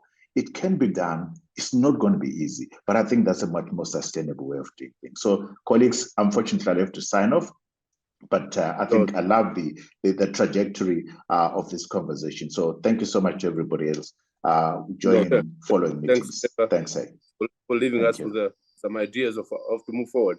We hope at the end of this session we will have some resolutions, and we'll keep you informed. Thanks, Trevor. Thank you. Bye. I'll bring in Brighton quickly, Brighton and Chofamba, because I want to go back to the panelists now. Brighton, if you can have some kind of firm resolutions on the way forward. We have some ideas which we'll share with you at the end, but let's hear you. Indeed. Friend. Yes. Well, my conclusion, and I think I'm firmly in this corner, is that it's going to be extremely difficult to mobilize Zimbabweans within a short period in a sort of decisive and credible manner as to trigger the involvement of SADC at the level that we need. We should continue still pushing in that direction, but I'm probably more persuaded to conclude that what we might need to do at this moment in time is probably for either via a combination of this petition, and maybe even the opposition to see themselves raising a dispute as an intra-party, entity in terms of, I think it's section 11.2, article 11.2 of the organ SADC protocol on politics, defense, and security cooperation. If they do that, which they are permitted to do, they could then, in combination with the current process via CM and SIAC, up the ante, as it were, and create a formal process that will demand of SADC itself a resolution of that petition in combination with this mechanism you've triggered yourself. Now, why that's important is that, in my view, that will generate momentum, which is currently missing at this moment in time. And within that period, when SADC will then be minded to consider those petitions, that would then generate sufficient interest to mobilize people to then participate at a much higher level, because they could then potentially see a genuine potential of this intractable issue getting resolved in a peaceful manner, which doesn't result in them coming to harm. Because let's face it, the biggest sort of the elephant in the room, really, you've heard yourself from contributions from folks there, it's fear, trepidation. Business sector fears getting targeted and denied business opportunities. Individuals fear getting persecuted. We've got job seekers still in prison. The courts, they don't intervene in that situation. So I think the most credible platform at the moment for the resolution of this issue is SADC. And this is where your petition is absolutely crucial. A lot of people are skeptical because the Zimbabwean crisis is lasted many generations. Now, I would say to them, you've got nothing to lose. Why don't you sign up to this petition so that it generates certain levels in terms of numbers and creates a momentum of its own, number one. Number two, I would also challenge the opposition CCC to use that protocol that I've referred to and trigger a dispute with SADC, which SADC would then be minded to deal with in combination with what's already before them and what this petition will also generate. I think those three on their own are capable of then motivating those that are sitting on the sidelines to then get to believe. And I would also add what Munjoza said, in addition to the post-election dossier that he spoke about. There hasn't been a mechanism so far to ensure that following the elections, those that have been targeted, that has come to SADC, perhaps at the required level as well, so that it can be weaved into the current process as well. So I would say, from a credible standpoint, those sort of 3-4 mechanisms present the most credible and persuasive format to move this process forward. Thank you, Ibo. Thanks, Brighton. Please put that on paper. One page for us tomorrow. Yeah. We can help. It really helps, especially since we're about to for the petition. Shofamba still wants to say something, because I'll not move to the panel. Yeah, it's just short. Very brief. For point of correction. But point of correction, Chofamba is totally innocent, is my young brother. I'm in Ohio now. I just want to be straight that I think the previous speaker, I think is Rudo, she didn't get me clearly. I'm trying to say, we want these political leaders, political party leaders, to bring the Zimbabweans together. How? They've got a role to play as political party leaders, and they've got a role to play as people who are leading the Zimbabweans without being a ZANU-PF, people who are not assigned to any party, and those who are opposition. So we want them to come together to support this petition as now, without wearing the jacket of being CC. Like, they have to support Mr. Ibo Mandaza's initiation, and they have to support someone that is maybe moving Zimbabwe forward, whereas there is no need for being a political party leader. But they do have a role to play, like my previous speaker was saying, that they can go to SADC as CC political party leaders, and maybe they can lodge their complaint there. But when we need them on this petition, we need them not as the CST part leaders. They must try to come or to bring Zimbabweans together without being maybe a because someone will say, because Chamisa is a CC, and me, I don't want to be involved in politics. I don't want to go there. So that's what I was trying to say. Thank you. Thank you very That was only I want to say. Thank you. Chennai, your hand is up, and also your last words on the subject. Chennai. Thank you, Ibo. Yes, I've got another session just in a few minutes, so I'll make it quick. So I'm just listening to what everybody's saying around what needs to happen in terms of domestic solutions.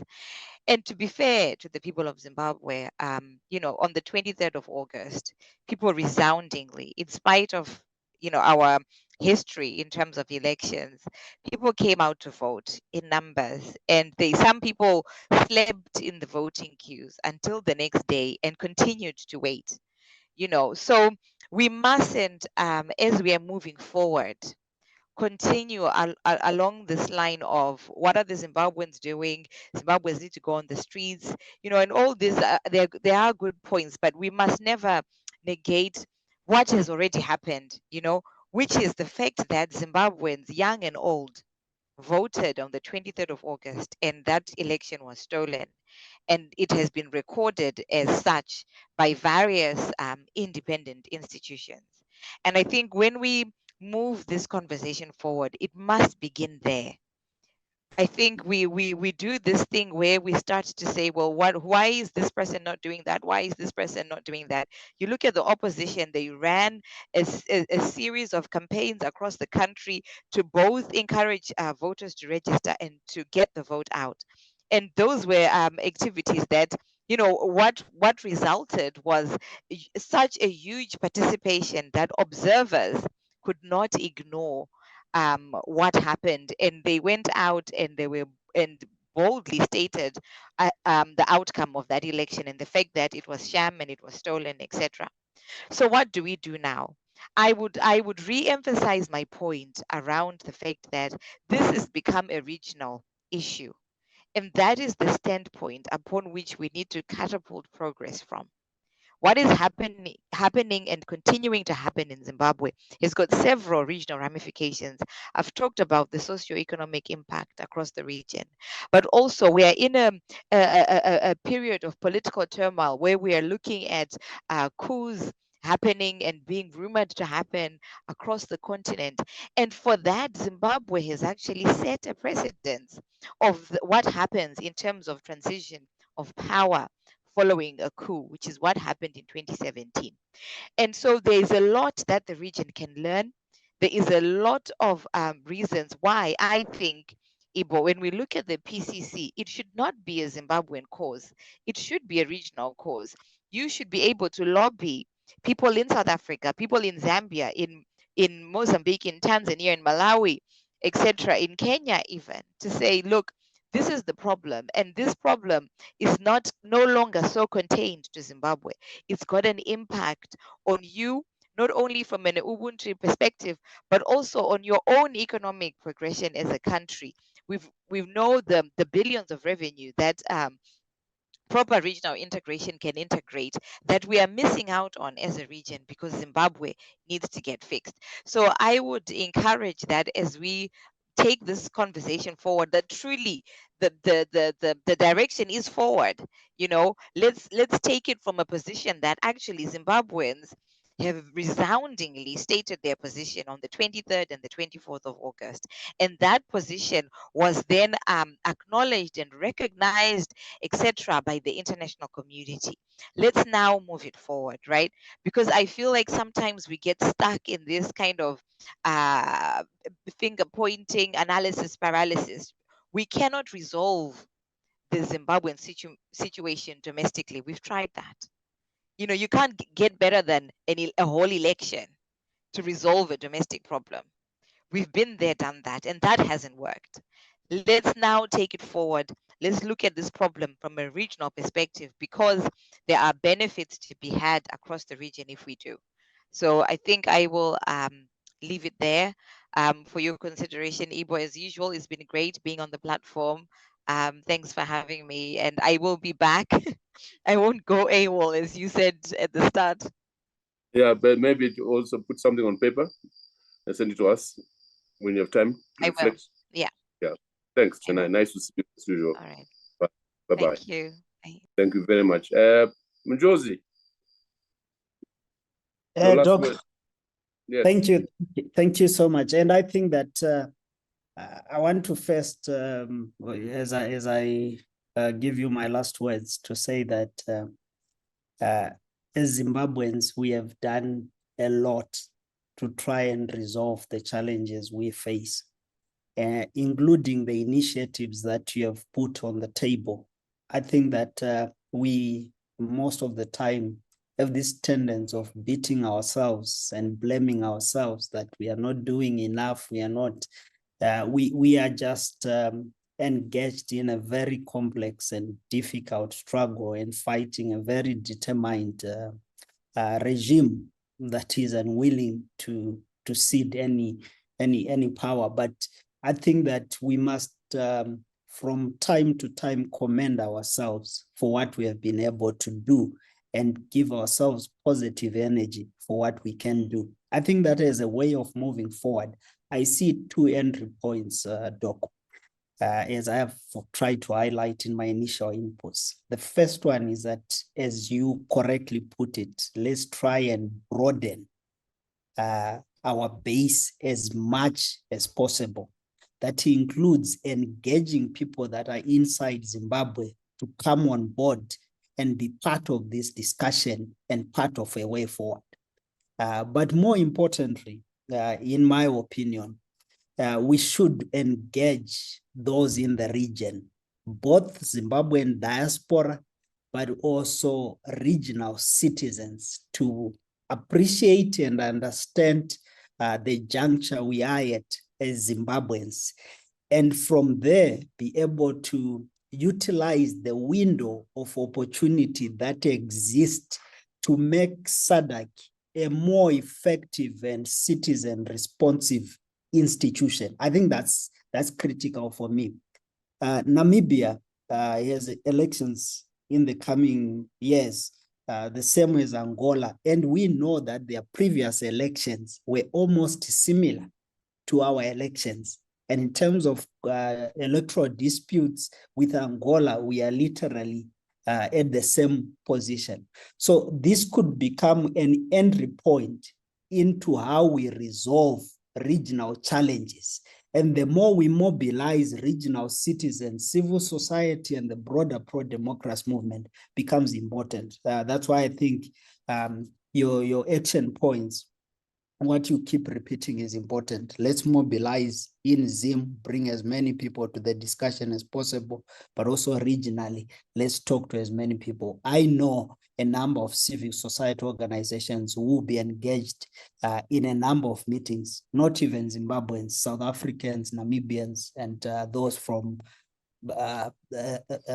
interestingly, from Mozambique, which is a good thing, that will be engaged on the Zimbabwean question, I think next week, Thursday, and the week after. So we need to tap into these issues, explain the issues, use the petition to unpack what we think is the position we're at, and suggest what we think should be the direction we take as a country. So I'll end here and just to say thank you. Thank you very much. Again, also send us your note, and of course I'll be talking to you in the next few days to see how we can get this thing moving. Tony, hello. Hello. Yes. Hi, Tony. Hello, everybody, and thank you for an extremely rich and broad-reaching conversation. So a few points I want to make at the end. I ended talking about SADC and its requirement to deal with conflict. There's quite clearly a conflict. And what we proposed in the petition was dialogue. And what we were saying to SADC implicit was, don't do anything without hearing our voice. No elite acts, no ignoring your obligations, but listen to the people. That was the point of the petition, the voice of the people. Now, I'll point out that when we launched the petition, within about a week, there were 30,000 signatures on the one platform. But change.org told us that 360,000 people had looked at the petition, but only 10% had signed. Now that's an extraordinary fact. And I'm going back to Trevor, where Trevor says, people put in the chat, people are tired. And Trevor made the point that we need to move forward. And the way to move forward is with voice. It's to say to people in the country, have a united voice. This is what we want. We want dialogue internally, externally. SADC obey obligations to deal with the conflict that's emerging, because we can tell you, SADC, from inside the country, if you don't deal with this crisis right now, you'll deal with one coming down the road. That's for sure. Chennai told us that. She said the economy is going to tank. There is no way out of this mess. And so you deal with us now, or you deal with us later. And that was the point of the whole notion behind the PCC 8 years ago, to say you're heading for a crisis, and the crisis is going to come now. And it came with a coup, it came with a failed election, it came with all sorts of things. But what we didn't have was the crisis that involved the international community. And over the thing that the international community loves, and that's elections that cure all problems. This didn't cure the problem, it made it worse. It's created a government that has no legitimacy. And so when you build these things together, what is critical right now as a resolution going forward is to take the proposal for dialogue. Dialogue internally, where everybody has to come together and discuss what it is that we want to happen. And what we need to happen is a substantive discussion within Zimbabwe and without Zimbabwe that comes to a resolution about how to solve a national crisis. And that's the resolution. The resolution is support people's voice. Now, there may be no other voice out there than the petition, but sign the petition. Engage your local constituencies and say, not that we support the nuts and bolts of the petition and what's in the petition. That is about dialogue. What we're saying is dialogue. SADC, you've got a crisis, come and talk to us. And don't take the people to Constantia and have some kind of elite pact or ignore us. But you have a crisis and you have to come and talk to us. And we have to say as Zimbabweans, talk to us. It's our voice that will change the situation. Thank you. Tony, thanks. I don't want to summarize any more than I've tried already. That going forward, one is we're discussing with the Zambians right now the modalities of us presenting the petition so far as work in progress. We're not closing the petition, but what has been done so far, we want to convey to Zambia as the chair of the organ. And so I think in the next few days we'll be doing that, and we'll keep you informed on the platform as we've been doing with the petition. And secondly, we're planning right now an international conference. We'll keep you informed about that. A conference that will bring together Zimbabweans in the first instance. In terms of a national dialogue, we'll have to have a national dialogue before that conference, and then proceed to a conference which will be regional in content, but also with identified international factors that together will assist in moving things forward towards a political and economic settlement in Zimbabwe. That remains our agenda. So we'll keep you informed. I'd like to thank you again. I'm sorry that Zoom has shortchanged us. Our limit is normally 500, but for the last 2 Zooms, they've just imposed 100 limit. I don't know how and why, and why. We'll hope the next time we'll have resolved that. So until the next time we meet, thank you. Let's keep